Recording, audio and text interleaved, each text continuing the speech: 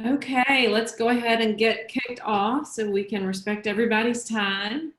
Good morning and welcome. We are so grateful for one of our all-time highest rated speakers agreeing to join us this morning to talk with all of you. For those of you not familiar with him, Dandapani is a Hindu priest, fellow entrepreneur, and a former monk of 10 years. After graduating in electrical engineering, he left it all behind to become a Hindu monk, living for a decade, a life of serious personal discipline and training at his guru's Hindu monastery in Hawaii. When his vows expired, he chose to venture out into the world, making New York City his home.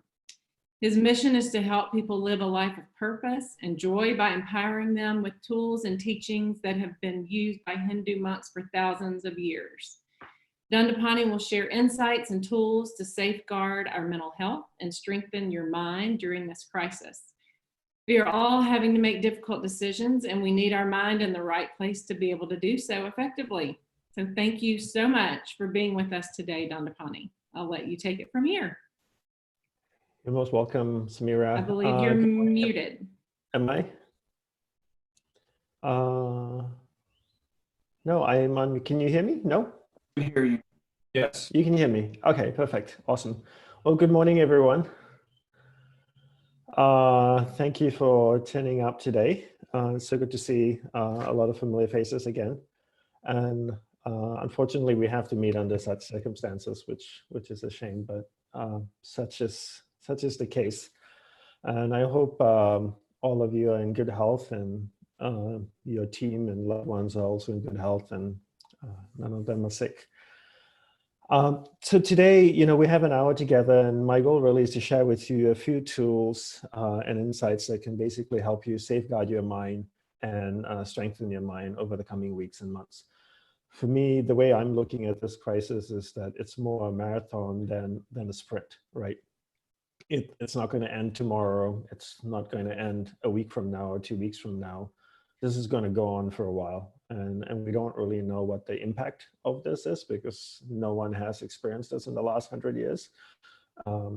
So for me, what's the first thing we need to do? For me, the first thing we need to do is keep ourselves safe, right? So listen to what the authorities or the experts are saying, washing your hands, all that kind of stuff, which we've all heard, a lot about. What's the second thing we need to do? The second thing we need to do is protect our mind, because we need to have the mental and emotional endurance to weather this, right? And if we don't protect our mind and strengthen our mind, it's going to be a mess. In the coming weeks and months, all of us are going to be forced to be in situations, have experiences, and make decisions we've never had to make before. I've had to make a lot of decisions about my business, right? So my business is a very simple model. I have 2 streams of income. I speak, I get paid for speaking, and I have a digital business where I have online courses on my app. My speaking has just been completely wiped out, right? Every event has been postponed or canceled for the rest of the year, with no plans to for any rebooking. And probably the last thing that's going to be reorganized again is a conference. Who needs another bloody conference to go to, right? Nobody, right? It's not a necessity in this world. So I'm not putting any future in that the probability that that's going to kick up and running anytime pretty soon. So how do I then safeguard my mind, strengthen my mind, so that, as these things come up in my life, whether I can get a grant to pay for my employees or whatever it may be, how can I make the best decisions? If my mind is not in a good place, I cannot make decisions for my business, for my family, with relationship with my spouse, my daughter, how to handle everything. So for me, number 2, after making sure that we're physically in a good place, is to ensure that we're safeguarding our mind and strengthening our mind. So today I want to share with you a few things that can help us to do this. And I'm going to keep it super informal today. So if you got any questions, since there's a bigger group on the call today, just post it in the chat and then I'll respond as well. And then we'll leave the last section of the session this morning where we can just have an open Q&A. I think one of the things also that we need to look at this time as opposed to a time where we I'm looking at it where I pull back. I'm looking at it as more like going to the Olympics. If I'm an athlete and a professional athlete, then every year I work hard and I train hard. But if I know the Olympics is coming in the summer, then I'm going to work much harder than I've ever worked before, right? I'm going to reach inside of me and find that strength, that confidence, that whatever I need to weather this through. It's not a time to take the foot off the pedal. For me, at least, it's a time to kind of step on the pedal and call upon myself to bring out more than I ever thought I could ever give, right? I need to have more empathy, more compassion for my family, first of all, for what they're enduring. So I live with my wife in New York City. You know, we have an 18-month-old toddler who decides to have all her teeth come out right now, which, you know, is a horrible experience to have during a pandemic. And you know, my wife has her own business. She has a clinic in Manhattan, and you know, we had to close that down because obviously nothing can be functioning. You know, with thousands of dollars of rent to pay on that building every month. Her tenants can't pay her. So there was a lot of things to just navigate and solve. And I need to find the best of me. I need to be the best version of myself right now. And that's non-negotiable, I know. And to provide as much support as I can for my team, for my family, and for everybody around us. So where do we start with all of this? And I know a few of you sent in questions, and I'll dive into that shortly as well. But I created 6 steps that I feel people can follow, 6 simple things that people can do. And Samira, I'm not sure if you shared the link with everyone. Yes, we did share the link. You did? Okay. Yeah, and feel free to share that link. That's not private. That's just a free resource that I created for anyone and everyone. So if you want to share that with your family, friends, teams, and there's a translate button on top as well. So if somebody wants it in a different language, they can translate that. But I think it's got some pretty decent stuff in there that people can use to kind of safeguard their mind. Right. So what's the first thing we want to do? The first thing, and I hope some of you can predict what I'm going to say. The first thing we need to do is really understand the mind and learn to control where awareness goes in the mind, right? For those of you that attended the workshop at the beginning of the year that we did in Nashville, you know, I talked about awareness in the mind, awareness being a glowing ball of light and the mind being a vast space, right? And that ball of light called awareness can move to any area of the mind you want to go to. And wherever it goes in the mind, it lights up that area of the mind, you become conscious of it. So if your awareness, your ball of light goes to the angry area of the mind, it's going to light up the angry area of the mind. You become conscious of being angry. If awareness goes to the happy area of the mind, it lights up the happy area of the mind, and you become conscious of being happy. 2 things can control your awareness. You can be in charge of where your ball of light goes in your mind, or your environment can. And the environment being the people around you and the things around you.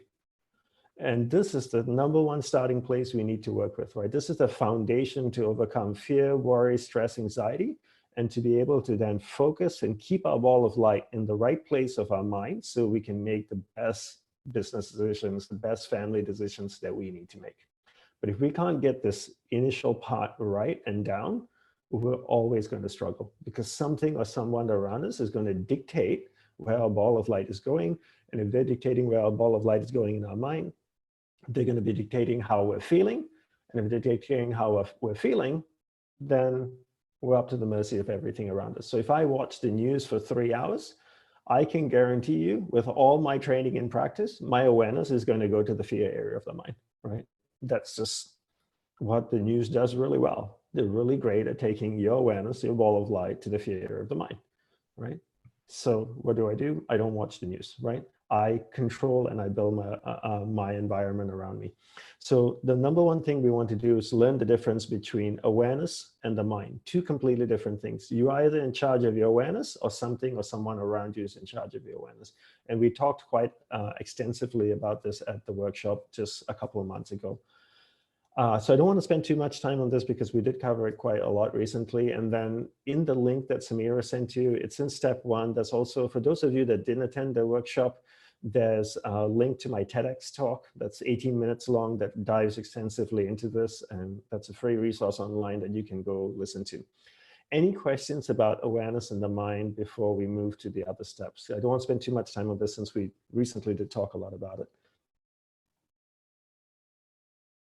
Nope. Okay. So step two, what is step two? For me, step two is looking at this as an opportunity, right? Looking at this as an opportunity, a perfect time to create change. And I also want, I want to set the record straight in the sense that I don't want you to think that I'm not affected by this, right? Just because I lived as a monk for 10 years and this is what I do for a living and I teach people about the mind, that doesn't mean I'm not affected. I live in New York City, and we're the worst hit place in the whole country, right? We have almost 250,000 cases now. Well, that's in the US, but we have over 100,000 in New York, and we have close to 17,000 deaths in New York State alone, right? So at this time, there's so many people that are affected in New York that we know friends that are really sick, and we have friends of friends who have died, right? So this has been a struggle for me and my family to live here, to watch our businesses being affected, to see our friends being sick, to know our friends have died of this. So I'm definitely not immune to this, and I'm also affected in many ways. But the key is, what are the things we can do to protect ourselves, right? We're entrepreneurs and we need to make decisions and navigate our teams, navigate our families. So for me, it's really about putting the tools into practice. So the second step is really looking at this as a time for change, right? So a couple of things here. One is that we need to ensure that our environment around us right now, and most of us are homebound, is in an uplifting space, right? So for me, that's number one crucial thing. I'm spending all my day at home. I might go out every 2-3 days for a walk, and because I live in Queens, in Astoria, Queens, which is the epicenter of the epicenter, so perfect place to choose to live. And so I'm not, excited about going out for a walk every day if I can avoid it. So I'm home. So the first thing I want to do is make sure my home environment is uplifting. So one of the first things you want to do is create a routine for the family. If you look at the mind in a very simplified way, you could break the mind into 3 parts. You have the instinctive area of the mind, which is the animal nature of us that's tied to our 5 senses. That's the area of the mind that wants to eat, sleep, have sex, drink. That's the animal nature. The second part of the mind is the intellectual area of the mind, right? That's where we reason and we think. The third area of the mind is the intuition area of the mind, where creativity, intuition, spirituality comes from. So you have the instinctive, the intellectual, and the intuitive area of the mind. Where we experience fear, worry, stress, anxiety is the instinctive area of the mind. And one way to move our awareness, our ball of light, out of the instinctive area of the mind to the intellectual area of the mind, where we can reason and make decisions, is to create routine. Routines calm the instinctive area of the mind. If you look at military and monks, what are the one thing they have in common? Discipline, right? Discipline and routine. I've never been in the military, but I have friends who have been in the military, worked there, and their whole life is a routine. Their whole life is a discipline, right? Why? So they can get, partly so that they can get out of the instinctive area of the mind and function in the intellectual area of the mind. Routine keeps the instinctive mind calm, right? And pulls you out of the fear of the mind and puts you into an intellectual area of the mind. So when the soldier is going to war, he can say, oh, I see the enemy coming this way. I'm going to circle around him and attack him from this side. He's in the intellectual area of the mind. If he's in the instinctive area of the mind, he's going to be in that fight or flight mode. He says, I'm going to either fight with the enemy or I'm going to run away, right? And monks have same thing, routine. Why? Because we want to keep monks out of the instinctive area of the mind. Now, monks are not going to war, so they don't have to worry about fighting, but monks are living a celibate life. So monks are functioning in the instinctive area of the mind and they don't have a routine and functioning in the instinctive area of the mind. Then what will they be doing? All day they'll be thinking about having sex, right? Because they're celibate, right? So we don't want monks thinking about having sex all day. So we create a disciplined routine, right, for their life, get them out of the instinctive area of the mind to the intellectual area of the mind where they can start thinking about philosophy, reflecting about philosophy, and then slowly moving to the intuitive area of the mind. So one thing to do is create a routine in your home, right? And stick to that routine and help the family be in that same routine as well. So waking up, having breakfast, making sure that, we're not staying in our pajamas all day long, especially with our teams as well. Now, so many people are working from home. People work hard in America. We all do. And when you go home now, you're stuck at home, especially those living by themselves. It's so easy to get into a place where, you know what, I'm working from home. I don't have a Zoom call till 11 a.m. I'm just going to hang out in my pajamas, sit on the couch, work from there. Maybe I'll watch a little TV, see what's happening on the next episode of Tiger King, and just chill out for a while. And then, as long as I have a t-shirt or a nice top on top, that's all they can see on Zoom, I'm good to go. And it's a downward spiral to a depressive area of the mind, right? So establish a routine of waking up, taking a shower, having breakfast, having a morning routine for the whole family. So for example, for me, I wake up in the morning. Well, my daughter wakes me up, my 18-month-old, on the dot every day, 6:30 in the morning, whether I like it or not. So I have a routine with her, right? So I give her milk, I tell her some stories, I make her laugh, I take her to the meditation room. We hang out for 10, 15 minutes in there. We do a few things in the meditation room, and we call grandparents. But the whole morning, every day is the exact same routine, right? And my wife and I do that. And that helps us to move out of that animalistic nature of the mind, of being angry, being fearful, being worried, and start to function in the intellectual area of the mind. So that's the one thing, is establishing a routine. And the other thing as well, okay, just someone has asked me to close, my video is very slow, and to close other apps that I might have open. I think you don't realize how many apps I have open. Okay, give me 1 second. I will shut this down and see how it goes.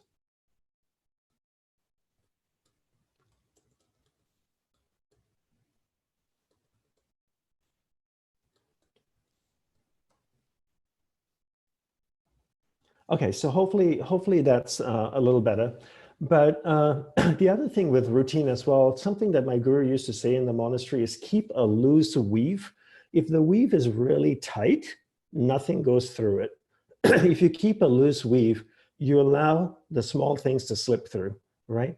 And my suggestion is keep a loose weave during this time. I'll give you an example. So one of the things we've been training our 18-month-old daughter to do is every time she has a meal, she sits in her high chair in the kitchen and eat, because we want her to sit down and have a meal. But because now she can't go to the playground, she can't run around, she can't play, she just doesn't want to sit. So we decided to let that rule go by, right? So this is a time of regrettable exceptions. So as you create routines in your house, in your home, you create routines in your business, keep a little loose weave, have a little bit more compassion and empathy. Don't sweat the small stuff, but as long as you have the main structure that allows things to work in a structure every day, that's the most important thing in getting awareness out of the instinctive area of the mind. The other thing is we want to get energy moving in the home, right? So we all, when I was at the workshop, I talked about energy being like water, right? If I took a watering can and I watered a garden bed, the weeds and the flowers would grow. Water has no ability to discriminate between the weeds and flower. Whatever it is I water will start to grow and manifest in my life. And that's what energy is. We want to keep energy flowing nicely through our home. And if you look at energy, if you look at a river, if you look in the middle of the river, the water is flowing very fast and fluidly, and it feels very uplifting. But if you look on the banks of the river, and maybe a few weeks ago, the river rose, and there's some water that's trapped between rocks on the side of the banks of the river, that water has now become murky and moldy and yucky, right? It's stagnant there, and it's been stagnant for maybe a month or 2 months. You don't want to stick your hand in that small pool of water on the edge of the banks because it's so yucky, but you'll be happily put your hand in the middle of the river. Energy is the same way too. If energy is not flowing fluidly, it tends to get stagnant. And when it gets stagnant, it gets really mucky and yucky, and it's easy to then take awareness and move it to a depressive area of the mind. So one thing you want to do when you're staying home is to create a space where energy is moving and flowing fluidly. One way to do this is to start changing the vibration in the house. And the easy way to do this is to start cleaning things up. So one of the things I started to do 3.5 weeks ago is I like to cook. I went to my spice cabinet. I took out all my spices. I reorganized everything. I cleaned it and I put it away. right? Then the next day I went and cleaned my clothes cabinet and I reorganized everything. And now every time I open my spice cabinet every day, it feels great. Every time I open my clothes cabinet, it feels great. Now my wife wasn't feeling so great because everything that's going on and how her business had to be completely shut down because she's a craniosacral therapist. So she does, light touch therapy. So it's very hard for her. Obviously, the social distancing, that business doesn't work at all. So she had to shut her clinic down in the city. So she was feeling really bummed about that, rent to meet, all that kind of stuff. So I got her involved in this. And obviously one thing you don't want to do is you never want to tell your spouse what to do, right? That's just a no-no, right? But so what you can do is encourage them to join. So when I was cleaning my spice cabinet towards the end, I said to my wife, I said, hey, honey, can you come and help me with this one piece? And she always helps me. So she came and she helped me. And then we stood back and looked at the cabinet and going like, oh, that looks great. Then the next day I cleaned my clothes cabinet. And then towards the end, I said, honey, can you come help me with this? And she came and helped me with the one thing and the cupboard looked great. And then 2 days later, she called me to the kitchen and she said, come and look at these drawers. And she opened these 2 drawers that were full of junk that we haven't cleaned in God knows how long. And she had reorganized everything, right? And so one way to get family members, team members to do things is to lead by example, right? So you do it, they see you having the benefit of it, and then they want to do it. So my apartment has never looked this clean ever before, right? And everywhere I go, from the kitchen to the living room to the bedroom, starts to be an uplifting experience. And that's now helping my awareness, my ball of light, go to a positive area of the mind, right? By doing that. And everyone has a cluttered drawer or closet somewhere in their house, right? No one has a perfect house. I mean, it's hard to imagine. Maybe someone does. I don't know. I don't, right? So, and not with a toddler. So now that you've created an environment that's uplifting because you're in it every single day, it's it's going to really help you stay in an uplifted area of the mind. And not only that, it's going to help your family stay in an uplifted area of the mind. So what I would suggest to you is pick 3 things, pick 3 areas in your apartment that you want to clean, right? And it could be simple things. It could be as simple as a drawer in the kitchen. It doesn't have to be complicated. What I'm really looking for here is simple wins, right? I have so many difficult things to navigate in my business right now for the coming months. I want simple things I can win. And I want to share with you a story. Do you know this guy named Joe DeSena? He created the Spartan races. Have you heard of him? Anyway, Joe's a friend of mine. Spartan races are these long endurance races, right? So they do like 50 miles, 100 miles through mountains, ice caps. It's crazy races. Joe founded this and they've got millions of followers around the world. I was chatting with Joe one day and I asked him, hey, Joe, on these long ultra marathon races that you do you ever think of giving up? And he said, Dandapani, I think of giving up all the time, right? When you're running one of these races, I think of giving up all the time. I asked him, what do you do?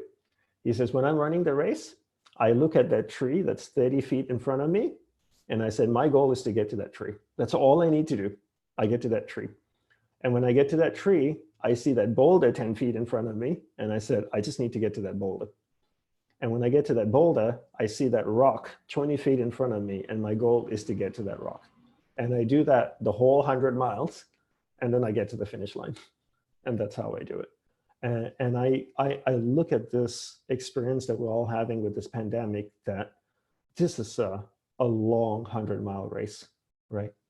And about a month and a half ago, when I saw this coming, I called up a couple of my mentors and I asked them for advice. Look, I've been trained about the mind. That's my training. I know crap all about business, right? You guys can give me better business advice than I could possibly give you. So I turned to one of my mentors who's a really successful entrepreneur. And I asked him, what should I do? Should I do this? Should I do that? The information is changing. And he said something to me, which I really appreciated. He said, don't predict, prepare. And I really love that phrase, don't predict, prepare, because no one knows how can you predict what's going to happen, right? At one point they said, there's going to be 100,000 deaths in the United States. And now they think it's going to be less. Every day information is changing, right? They say, oh, we're going to have money for small businesses. And now you apply, or for businesses, now you apply, there's no money. you can't really predict what's going to happen, but you can prepare for so many different outcomes. And I really love that phrase. So for me, having a home environment that can help us keep our awareness in an uplifted area of the mind is really going to make a big difference in the coming weeks and months, where we have to navigate so many difficult situations and make so many difficult decisions. And your home is an extension of your mind. It truly is, right? Your home is an extension of your mind. You can go into somebody's home and see the state of their home, and it's a reflection of what their mind is, right? So as you change your home, you're actually even changing the state of your mind. And this is powerful. That this is something that I do all the time. And I know when I'm in a bad, mucky place, and it's hard for me to get out of that funky area of the mind, my awareness to get out of that funky area of the mind, what do I start doing? I start moving furniture around in my house. I rearrange stuff. My wife goes, "What are you doing?" I said, like, I'm pulling my awareness out of the funky area of the mind. Because I know if I look at my desk, if my desk is a mess, my mind's in a state of confusion. And I know that's the honest truth. So as I start reorganizing, I start cleaning, I start moving things around, I start getting to a more uplifting place. Your home is an extension of your mind. Another thing also that's really important to do, I find that now that we're working from home, is to create a very clear separation between your workspace and your home space, right? So for example, I had a neighbor that lived in the apartment upstairs, and she was a professor, and she worked sometimes at the university and sometimes she worked from home. And then one day she said to me, "Oh, you know, Dandapani, I feel like I'm always working." And I said, "What do you mean?" It's like, "Oh, I work at work, and then I come home and I work, and I just feel like my home's an office." I go, "Where in the apartment do you work?" She says, "Oh, sometimes I work in the living room. Sometimes I work in my home office. Sometimes I work in the dining room. Sometimes I work on my bed. Sometimes I work on the kitchen." I go like, "Awesome. You've just turned your entire house into an office, right? You made every room in your house to have that vibration, right? Each space in your home has a different vibration. Like when you go to the kitchen, you think of cooking, eating, right?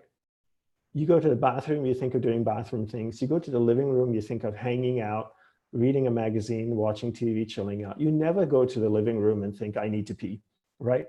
Because that's not the vibe in there, right? You never go to the bedroom thinking you need to cook.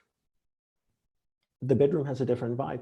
So what I've done is made sure that I have a certain spot in my home that I purely designate for work, right? I used to have one of the rooms in my apartment was my home office. Then my daughter was born and I got kicked out. And now I have a little desk in the corner of the living room. And that's my workspace. So my daughter and my wife knows when I'm sitting there, I'm working. But as soon as I leave my desk, then I'm dad or husband. Because if not, it becomes very confusing for the family members, right? You're hanging out in your living room on your phone. Your spouse or your children come up to you and go like, "Hey dad, hey mom," and you go like, hang on, I'm working, I'm doing work. You go like, "Hang on, you're in the living room. This is where we hang out," right? But if you can mark out a space in your home, and even if you don't have a home office, take duct tape or blue tape and mark out like a 6x6 corner in one spot of your home, and you stand in there, and that's where you work. That's where you do your emails, you do everything. That way, every family member knows at any given point in time, if mom and dad is in this spot, they're working and they should not be interrupted. Outside of that, you go back to being mom and dad, spouse, right? And it keeps a clear, separate vibration. And the other thing that it does is that spot then becomes purely work vibrations, right? So when you go there, you start to get into a work mindset because you want to make sure that your home is a place that you can rest and recuperate and feel good about yourself again. If you make your whole house an extension of your office, then where do you rest, right? And in a long journey like this that we have, we need to make sure that we have spaces where we can actually chill out. Like my bedroom, no phones in there. I don't take my phone in there to tweet, to text, to do anything. That's just for me to rest, hang out with my wife, right? And I work in one space. So creating that separation is really important. Another thing that's also really important is creating a transition period between work and family, right? So if you're on business and dealing with a lot of struggles that are going in business, and awareness might be in a frustrated area of the mind, make sure there's a little transition. If you cannot switch your awareness from, after being on a frustrated phone call to a happy area of the mind, you could turn around from your desk at home, say hi to your family, and then get upset with them because your awareness is still in the frustrated area of the mind, because there's no transition period, right? Before you might go to work, get frustrated at work, and then you might have to drive home to call a friend, to chat, to kind of unwind, and then get into a home vibe. Now you're working from home, you need to switch between work mode and home mode, right? So, and it's something that it's really important to do, because I could be frustrated with something, and then my daughter can come up to me and I could turn around and go like, what? And I don't want to do that to her, right? So if you're working for a period of time, just say from 9 a.m. to noon, and then you're going to go hang out with your family at noon for an hour, make sure there's a little gap from 12 o'clock to 12:05 where you do something that takes you out of the work area of the mind to family area of the mind. Whether you read something uplifting, you watch something funny on YouTube, you slap yourself with a wet towel, I don't know, whatever you need to do, right? To get out of that state of mind into a different state of mind, so that you can move into a family mode where you can be compassionate and have empathy for your family. We're all struggling with this, right?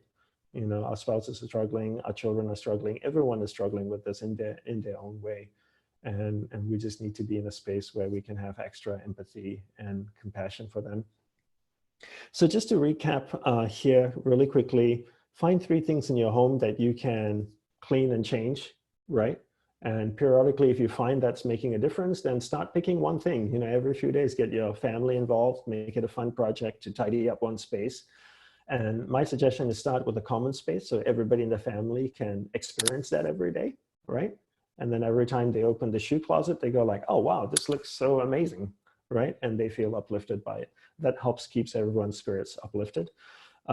Create a separation between, in terms of space between work and home, right? So clearly designate work only in one space. Don't take work to the living room, to the kitchen, to the dining room, and create a transition point between work and home. If you're struggling to move awareness from the work area of the mind to the home area of the mind, then make sure there's a little period in between, whether it's 5-10 minutes, that you do yoga, meditation, you run, you kickbox, whatever you need to do to kind of switch yourself from one mode to another, so that when you connect with your family, it's not this, you're not approaching them with, with the business entrepreneurial mindset of, I'm going to get this done kind of thing, right? Because that's not the energy the family needs right now.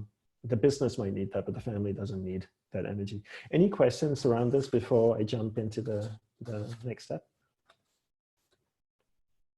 You guys are so much rowdier in person than on Zoom. Never known the Nashville chapter to be so quiet. The only sad thing I am today is that this is the first event I'm doing with Nashville that we haven't taken the opportunity to tease and make fun of Samira. Usually we play a prank on her every single time, right? Some vicious prank on Samira. And I wanted to come up with a plan, but I thought maybe the timing was not right this time. There's a reason we're all on mute. Ah. So step 3 is shifting perspective, right?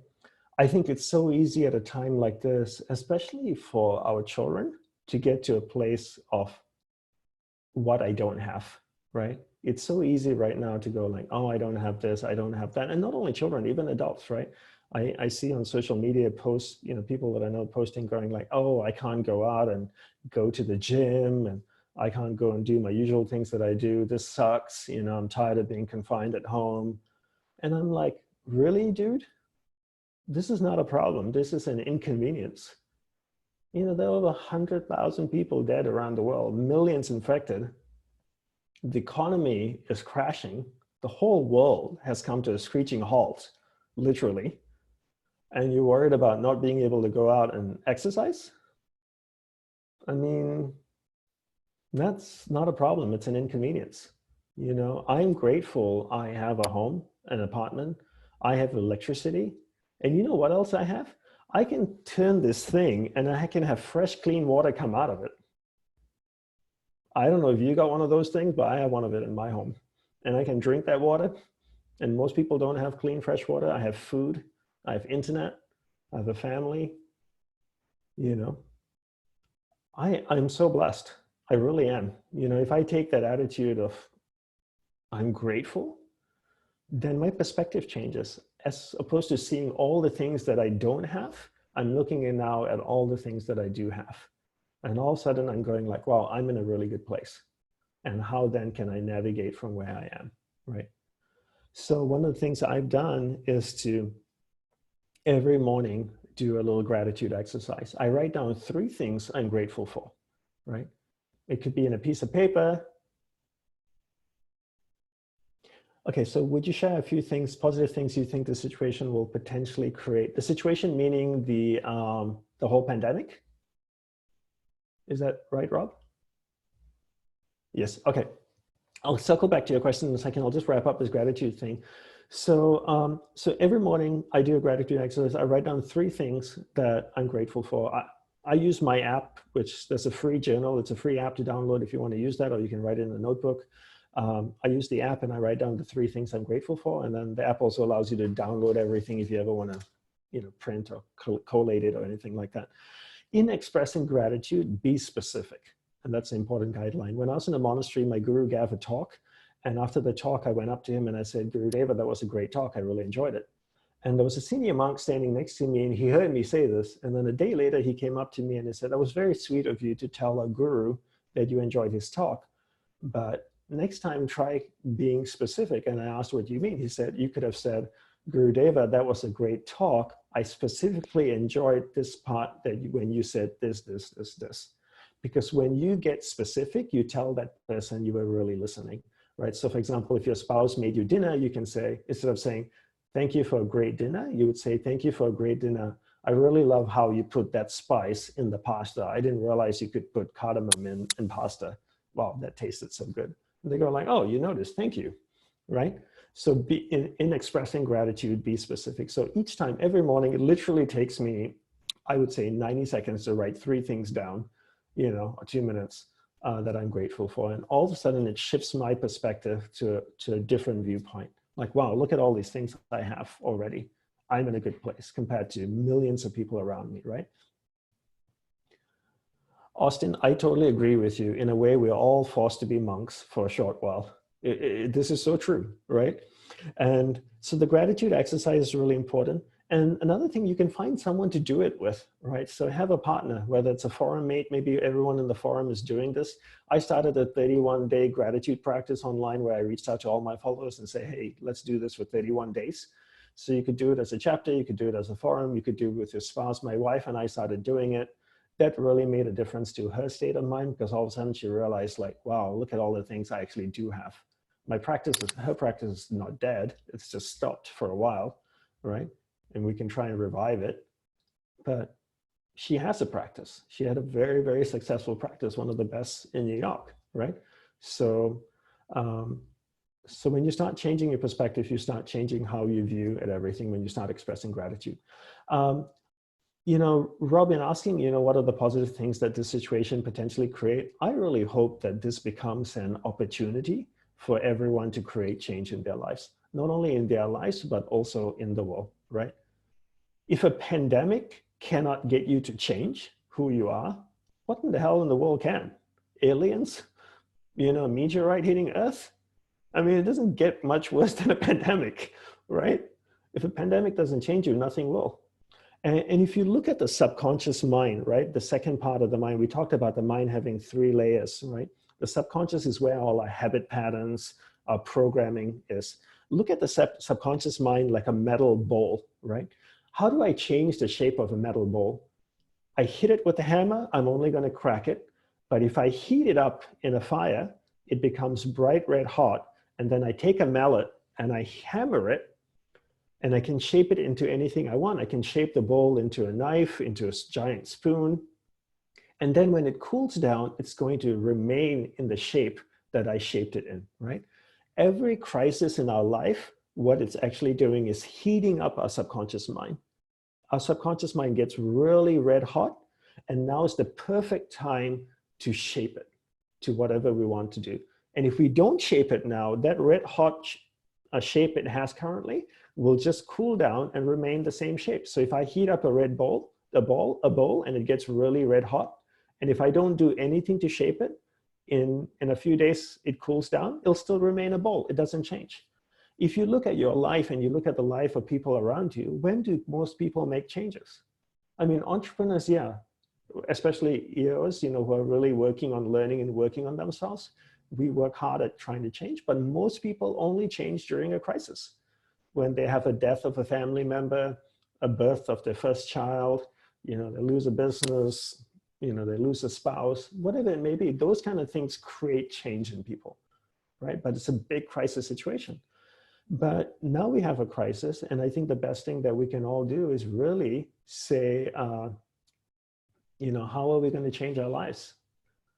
And what are we going to do to change it, right? And I think this is the best, most positive thing, because we all, as citizens around the world, can really make a difference in how we're living our lives if we choose to look at this as an opportunity.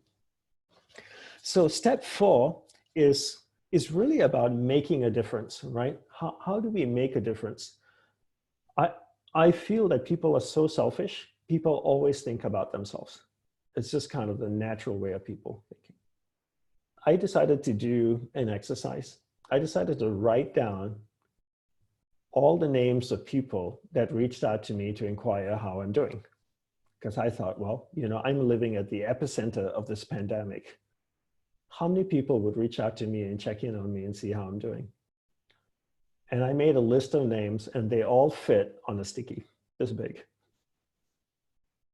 They consistently reached out to me, right?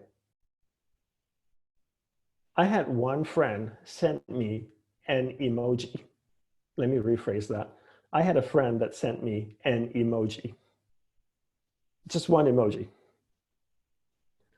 That very clearly told to me how much our friendship meant to him. In a pandemic, all you can do is send your friend an emoji. I was going to wire him $20 and see if he could buy a few vowels and words that, that he could send to me. It's crazy, right? People don't give a shit. It's like, how hard is it to reach out to someone?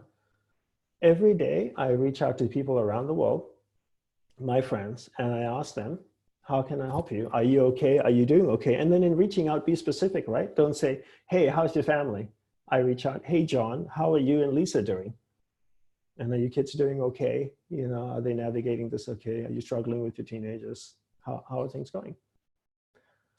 Don't tell other EO chapters this, but EO Nashville is one of my favorite chapters. And I always tell people I don't like to have favorites, but EO Nashville is. So one of the things I wanted to do is reach out to EO Nashville and say, hey, can I do a session? Can I get back to this chapter for free? This is my time, right? Which I could be working on my business or my family. But, I love you guys and I wanted to give some time back, right? So reach out to the people that you can. Ask them if there's anything you can do to help, right? So in my morning practice, after I do my gratitude, the next thing I do is I write down who's one person I can reach out to and make a difference in their life. And a lot of people think that we can't make a difference. There's a lot of things, in fact, we can actually do.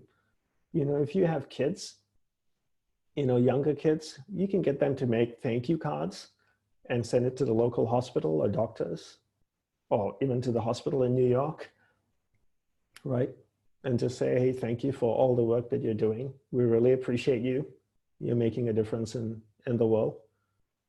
I think children can easily get to a place where they look at this whole thing as being an inconvenience in their life, right? Because they don't have to pay rent.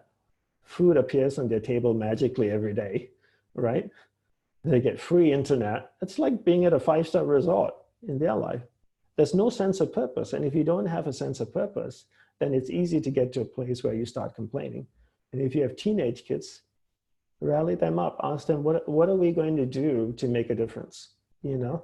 Whether it's, can we call the local senior citizen home and chat with people, every day for 5 minutes and just uplift them, tell them a couple of jokes, tell them a story, whatever it may be. Do something, right? And I hear from so many parents, oh, my teenagers are complaining, my teenagers are complaining. Yeah, because they have no purpose. They have no greater mission besides themselves. You know, that's all they think about. From the time they wake up and go to sleep, their world revolves around them, as opposed to thinking, how can we serve and how can we make a difference in other people's lives? So I think incorporating that is going to be such a big thing, right? And I hope you share some of these with your teams as well, right? Because all of these things are really simple and easy to implement, and you can help your team's morale and keep your teams in a highly uplifted state of mind. I think one thing to keep in mind too is that with team members in a company, I think the biggest thing you want to do is make sure that they have sound mental health, right? If they start to decline over the next few weeks and months, and you guys reunite again in a month or 2 months or whenever it may be, what is your team going to look like if they're all mentally damaged, right? Physically, yeah, it's fine, right? There are people that go a whole year without exercising, just eating pizza and drinking beer, and they still live, right? So I'm not saying you shouldn't exercise during this time, but in terms of priority list, I would say first thing, wash your hands, do all those things that keep you physically safe from this virus. Second thing, mental health, even before physical health to me, because you can literally go 6 months without exercising and be totally fine. But if your mental health starts to decline and you start to get to a depressed place, right? Because all of a sudden, maybe you have a teammate that's just living by themselves alone at home. And like, Austin says, you're being forced to be a monk. You can't go out, you can't interact with people. Well, you can interact digitally, but you can't touch anybody. When I lived as a monk for 10 years, we had a no touching policy. So I couldn't even reach out to a monk and go like, yo, buddy, what's happening? I couldn't touch him. So I went 10 years without touching another human being, right? And I know how difficult that is, right? So for an ordinary person to be forced in a place where they're living by themselves in an apartment and they can't go out and have to maintain physical distancing, that's going to start spiraling them into a really negative place. So you want to protect their mental health. So when they all come back together, you have a really strong team. They can pick up the business and keep it going forward. But if you're not protecting their mental state, then you're going to get a broken team when they come back together. And we definitely don't want that, right? Yeah. So question here from Austin, what are some of the tools to help others see the marathon? When we talk to our teams, landlord vendors, sometimes they don't have the awareness to lift their gaze to a longer horizon. Yeah, I don't think I have a very concise answer for that right now, but I think the biggest thing is to share with them that this economy is not a binary thing, right? It doesn't just shut off and then shut back on again. It's not a light switch, right? 20 million people don't get unemployed in 4 weeks. And then after this quarantine, 20 million people get employed again. And I think in so many people's minds, they think the quarantine means stay home, don't go to work. When the quarantine is lifted, everybody goes to work, life goes back to normal. There is not going to be a normal until every human being has a vaccine. Because until that can happen, there's a serious possibility that the whole thing can start over again, right? So I don't know how to deal with the pandemic, but to me, that's the most logical, obvious thing, right? So I think it's really important then to share with them that things are going to be very different and we need to think long-term, right? So one thing my wife and I did is, we came up with a nice letter and we've emailed my wife's landlord in the city and asked her if we could have a break on the rent. And she was really sweet. And she says, okay, I won't get rent from you for the next couple of months. And that was a huge thing for us because we had to cough up, $4,000 on the space every month additional in terms on top of all the other expenses that we have, right? So I think really talking to landlords, talking to team members and understanding that we really have to help each other now. Everybody needs to sacrifice a little bit to make a difference in someone else's life and not only think about themselves. So I think sitting down and reasoning with them would be really important. So Nick, you asked, how would you recommend we help our team's mental health? What things should we implement to address that? My first step is get them to watch my TEDx talk so that they understand the concept of awareness in the mind. This is crucial, right? The next thing I want to talk about is fear and worry. We did talk about this at the workshop. I just want to touch on it briefly again, just to remind you. And then we'll circle back to your question here, Nick. So if you want to understand fear and worry, the best thing to do is to look at time. If we look at time in a simplified way, you can break time into 3 parts. You have the past, you have the present, and then you have the future. You can't fear anything in the past, but you can fear things because it's already happened. There's nothing you can do about it, but you can fear and worry about things in the future, right? So when awareness leaves the present moment, goes into the future, creates a situation that hasn't happened, comes back to the present and starts worrying about it, that's what worry is, that's what fear is. And then I think I shared the example of my guru, and maybe if I didn't, I'll share it again. When he grew up in Lake Tahoe in 1934, he was 7 years old. They were coming back in the car and it was snowing really heavily. And he was really worried he was going to miss his favorite radio program. So he kept thinking to himself, what if we get stuck in the snow? What if the car breaks down? What if I don't get home in time to listen to Captain Midnight? And back in 1934, there was no reruns, right? You miss your show, that's it. And then at 7 years old, he saw what was happening. He saw his awareness leaving the present moment, going into the future in his mind, creating a situation in his mind where the car broke down, the car got stuck in the snow, and then coming back to the present and worrying about that situation he created in the mind. Then he asked himself, is the car broken down? He said, no. Are we stuck in the snow? No. Does it look like we'll get home on time to listen to the show? He answered yes. And then at 7 years old, he said to himself, I am all right now. And that was a beautiful affirmation he came up with. I am all right now. And you have to understand that fear and worry is future-based, right? That doesn't mean you can't think of negative things in the future. So for example, if I'm building a restaurant or designing a restaurant, I can think, okay, I'm going to create a restaurant. It's got seating for 50 people. The kitchen's going to be over here. The dining room's going to be over here. What if there's a fire in the kitchen one day? Well, if there's a fire in the kitchen, I'm going to make an exit over here. I'm going to make an exit over here, right? So what have I done? I've allowed my awareness to leave the present moment, go into the future, create a scenario where there's a problem, right? And then let my awareness come back to the present and solve that problem. That is very different than worrying it, right? Worry and fear is when you're not solving the problem. I can think to myself now, while I'm living with my wife here and our 18-month-old in New York City, what if we get sick? What if I have to go to the hospital, be on a ventilator, and then my wife has to go there? Who's going to look after our 18-month-old? We don't have family here. My family's in Australia. Now I start worrying about this, and I keep thinking about it over and over and over again, and then I start to create worry and anxiety and stress, right? So what do? I solve the problem. If we get sick, these are the 3 people we're going to call, friends who can come and look after our daughter. These are the steps that we're going to take, right? This is the measurement that goes into place. And anxiety is a result of awareness, your ball of light jumping from one thing to another, to another, to another, to another in an uncontrolled way. We talked about that, right? Now, there's so many things to think about right now in our business, right? How are we going to support it financially? Our employees, can we get a grant? Can we do this? Can we do that? So many things. If you let your ball of light jump from one thing to another, to another, to another in an uncontrolled way, that's going to build anxiety. That's why developing that focus and bringing that ball of light, just keeping it on one thing, trying to solve it. If you can't solve it, when you're done with that one thing, then consciously shift to the next thing. Tackle the next thing. Done with that, consciously shift to the next thing. But don't let your ball of light, your awareness move from one thing to another in a random way. That's what builds anxiety, right? How am I going to pay my rent? When are my team going to come back? How am I going to pay my employees, right? What am I going to do? What am I going to do here? And now awareness in the space of 1 minute can go to 10 different topics surrounding business and family. And you do that all day, you build anxiety. So keep awareness on one thing at a time with your powers of concentration and willpower, which we talked about in Nashville. And then when you're done with that, shift it to the next thing. And how do you do this? You practice, right?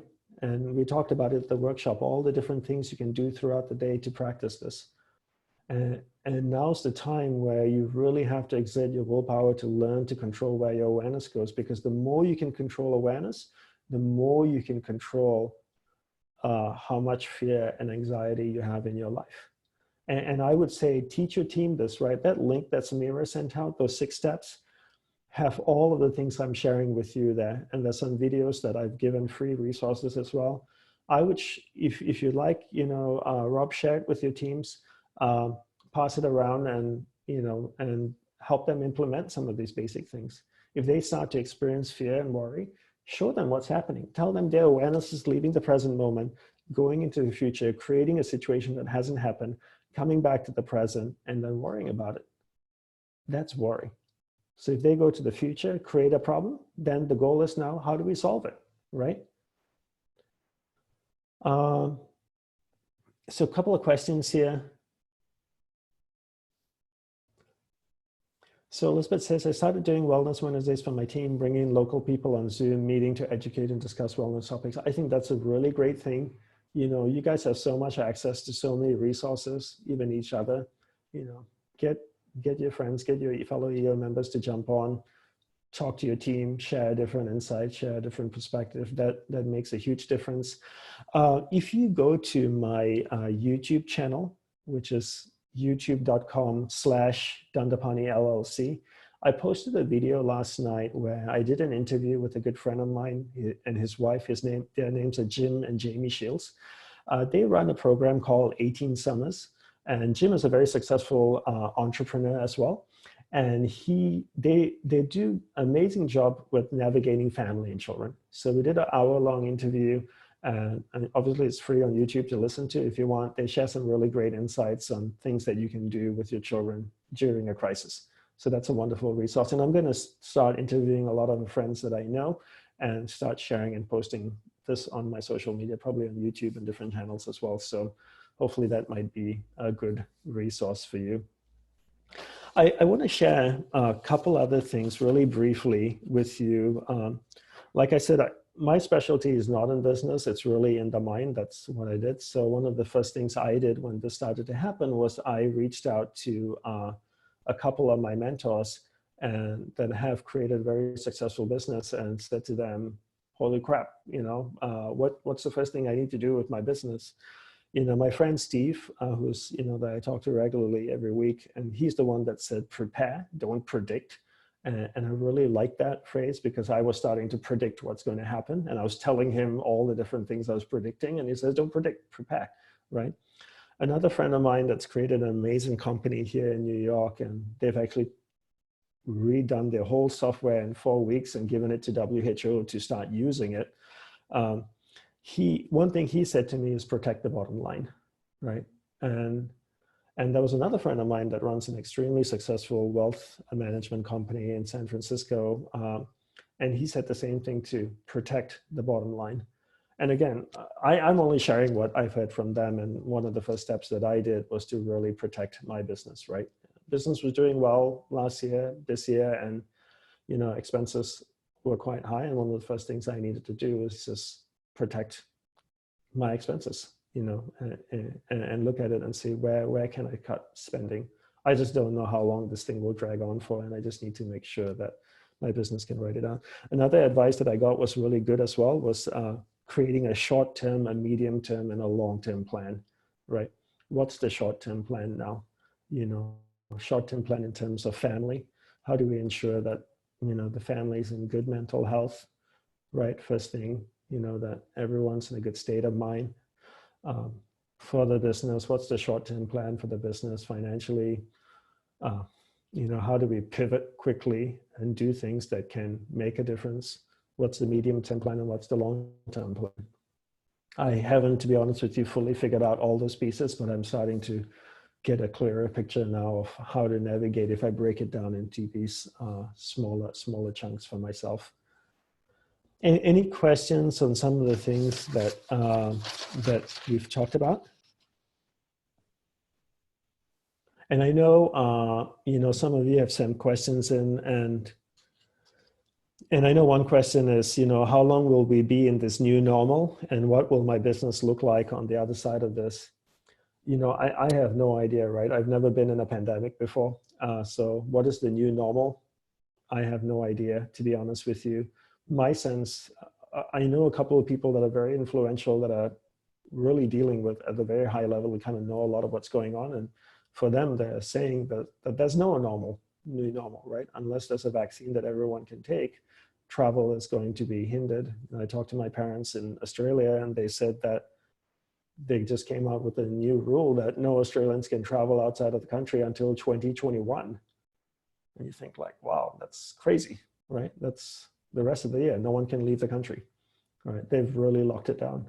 So who knows, right? What the new normal is going to be like. I just know that I need to prepare and really come up with potential scenarios that can ensure the safety and the health of my business. The other thing also I know is that I have a tremendous capacity to survive. And so do all of you. All of you would not be here today if you didn't have that ability to create something from nothing, right? And I think that's the beauty about entrepreneurship. Entrepreneurs have two qualities. One is to create something from nothing, which all of you have done. The second thing is to perpetually solve problems. That's what you do all day long. You solve problems. And if someone came in, whether it's a virus or whatever, and took your business away, and you went back to zero, I guarantee in a couple of years, you'll have another business and running again. And I don't think we should ever forget that, right? I mean, I left the monastery with $1,000 cash and a laptop, 2 sets of robes, and 5 loincloths, which is monk underwear, right? That's all I had. Shit, man, I didn't borrow a cent from anybody. And I didn't want to borrow a cent from anybody because I wanted to see if I could make it on my own. And here I am 11 years later, right? So the virus comes and takes everything away from me. I'll just start up again and rebuild it again. And all of you can do that. And I think we should never forget that, right? We should never forget our amazing capacity to create and manifest things. And all of you have done that so far with your businesses right now. You have pulled it, you made it. So what is there to fear? There's nothing to fear. Absolutely nothing, because you have the capacity to recreate everything. You know, there's no challenge that you can't handle or face. Absolutely none at all. And if you remember that, you'll just find a way to make it work. Any tips and tricks on maintaining your haircut? Shave your head. Easiest thing to do, right? So a couple other questions, and I know we've come part of the time here. Is part of your short, medium-term plan to release a new course? I'm really enjoying the first one and look forward to more. Well, thanks, Mike. You know, one thing I was thinking of doing is actually creating a small 5-month mentorship program with EO members, just only EO members and spouses for the next 5 months, and where we have live conversations and sharing tips and tools. If anyone's interested, send me an email. My private email is d@dandapani.org. Samira has that as well. And I'm going to create a sliding scale. So I know some of us are struggling financially as well with this. So if you are, whatever you want to put in the box works. My goal is really to help as many people as possible. So if you're interested, send me an email. And I hope maybe we can get started with that next month. We'll have a couple of calls a month, and I'll put a bunch of content like today as well, but diving deeper into it. And then maybe twice a month or 3 times a month, we can gather with a glass of wine and Zoom and just dive deeper into some simple tools and things that we can use to safeguard our mind and strengthen our mind. Okay. Anything else I can do to help all of you, or share anything that can make a difference?